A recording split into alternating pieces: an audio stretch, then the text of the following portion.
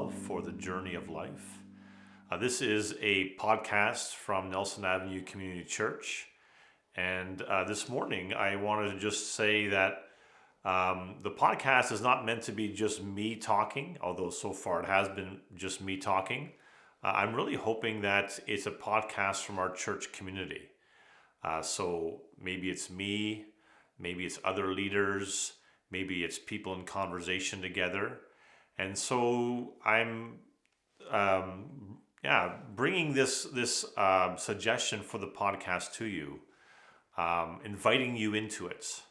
If you have comments, questions, if you have themes or topics that we can discuss here in the podcast, please let me know.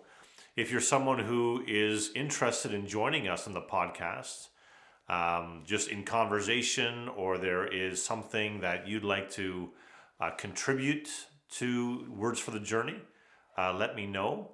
And I'm doing this because church community is meant to be a community, not just one person or two people or three people, but really a number of people together on the journey of life, on the journey of faith. And you know, people at Nelson Avenue have heard me say this a number of times, but it's not ever in the Christian life just about I and me. This is the way maybe I thought the Christian life was. I'm believing, I'm doing, it's Jesus and me walking together through life. It's really Jesus and us, Jesus and his people, Jesus and his disciples, his band of followers. And I see this in the Bible over and over again. For example, we've been looking at the book of Philippians recently. I've been going through some verses from that book. And I find it so interesting when you ask the question, who wrote Philippians?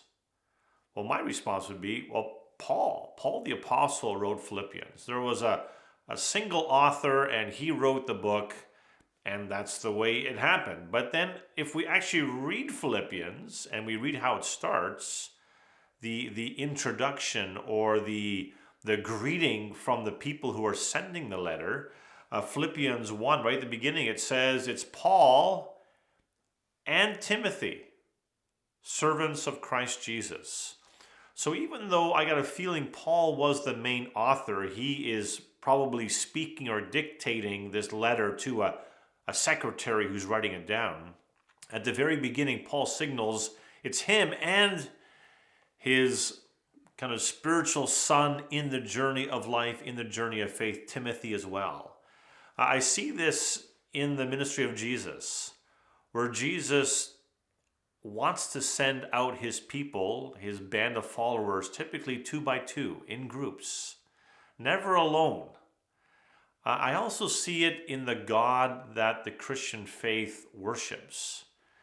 The God of the Bible is not a solitary person or a solitary entity, but we believe God in his essence is a community of persons, 3 persons in one God.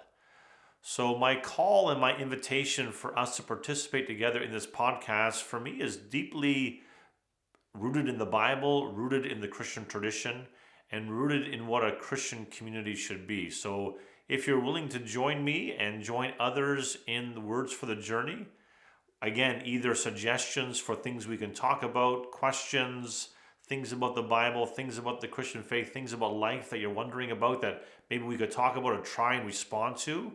Or if you want to join me sometime here, me and someone else or other leaders, other members of our church in conversation here, let us know. We'd love to do Words of the Journey together as a community.